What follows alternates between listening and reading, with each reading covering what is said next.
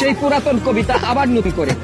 কি আর পেলাম স্বাধীন করে, নেই স্বাধীনের স্বাদ, সব জায়গাতে রাখা আছে গরিব মারার ফাঁদ। ধনীরা সব ধনী হচ্ছে, গরিব হচ্ছে শেষ। স্বাধীন করে পেয়েছি আমরা এমন একটি দেশ, হাড় ভাঙ্গা পরিশ্রমে গরিব ঝরায় ঘাম। রাজা আছে মহাসুখে, প্রজা পায় না দাম।